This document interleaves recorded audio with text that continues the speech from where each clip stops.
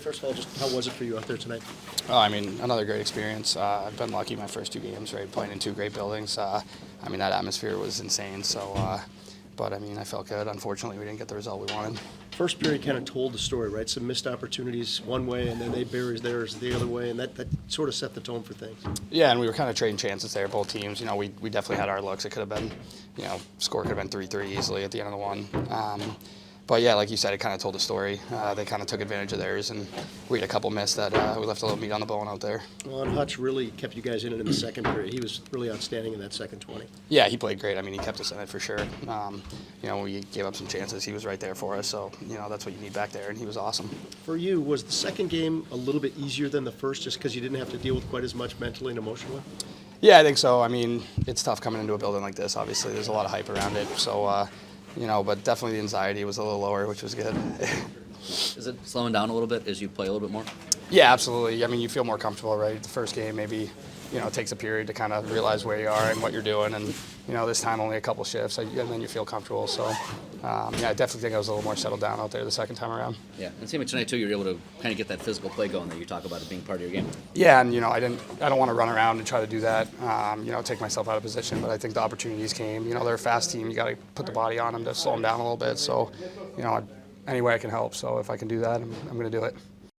Johnny, that first period really kind of set the tone, right? You had some opportunities on the other end, couldn't cash in on, and they were able to cash in on some of theirs. Kind of really set the theme for the night. Yeah, well, we had a lot of really good opportunities tonight. Goalie played well, and then they found a way to score a couple more in the third there. So we had some power play opportunities too to try to cash in, and, you know, didn't execute. Did get the one power play goal, which continues the way that unit has played really for the last month and a half or so. What's behind that success? Doesn't matter what parts are in or out. Yeah, I think we do a good job in practice working on things and video and stuff like that. But you know, we needed another one in the third there to kind of get us to a 1-goal game, and you know, that's something we got to work on there too. Johnny, a lot of young guys in the lineup. Can you just talk about the contributions that these guys are making in a tough situation? Yeah, it's a really good team over there. Really cool building to play in. So you know, and they just keep working hard and helping us try to win games here. It's been fun watching them kind of grow and play, and hopefully they can keep getting better and better every single day. Johnny, Marchenko's goal tonight was his 20th goal in his 50th career game. How impressive has it been to see what he's been able to do here this year? Yeah, he's got such a good shot.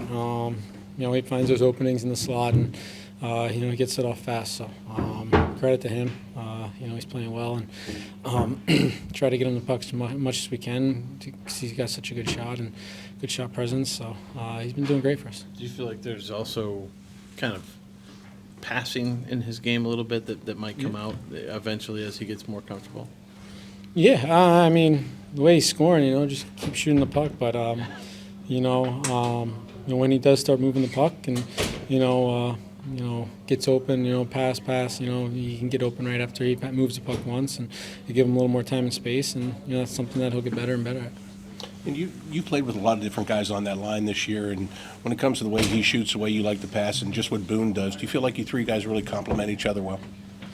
Yeah, Boone works his butt off down low. He's so good in front of the net, and I'll try to help him down low a little bit and get the puck back, and try to find Marchie in the slot or something. But we're learning how to play with each other and trying to create some chemistry. And had a big goal there at the end of the first, kind of give us a little momentum. And so yeah, it's been fun. Did it feel a little bit when you guys scored those two goals in the first and you cut it to 3-2? Did it feel a little bit like a week ago in Washington? Yeah. I mean, we could have had 2-3 more in that period, and obviously it was great to kind of fight back and get it to a 1-goal game. But I think we could have easily been going in that second period with a lead, and it's unfortunate, but their goalie played well. You said yesterday and today that when you don't think about goals is when you score goals. Was it kind of the plan going in today, not think about it? Yeah, but we start to speak about goals same, and before game now we speak about goals, but yeah, same thing.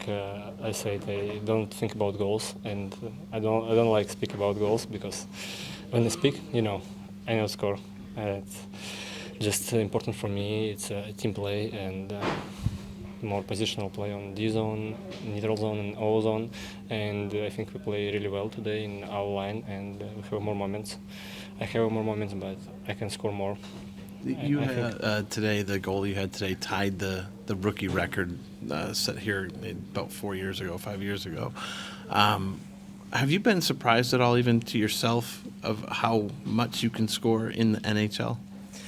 Yeah, it's. I was very excited. It's a great time for me and first season. Of course, it's an NHL league, but I play really more time on the ice. I have more time on the ice, and thank you for coaches and for trust me. And I play with Johnny Gaudreau and Ben Jenner. So That helps. I don't touch puck. I just give puck one touch and shoot. It's all my work. Kirill, we Yeah. saw you at the end of practice this morning working with Pazzi a lot. How much of what you do on a game day skate works into the game plan that night? But we all can think about power play because it's just switch position now because Patty have injury and I long time don't play in this position, but just more feel. And now I feel comfortable in this position and just keep working small details. But I like it every time. Work for power play, PK, and just 5-on-5. No stop, but keep working. You beat Shesterkin tonight. How much does it mean to you to beat a great goaltender like that? It's from your home country. Yeah, for me, it's I really like play against Russian goalies.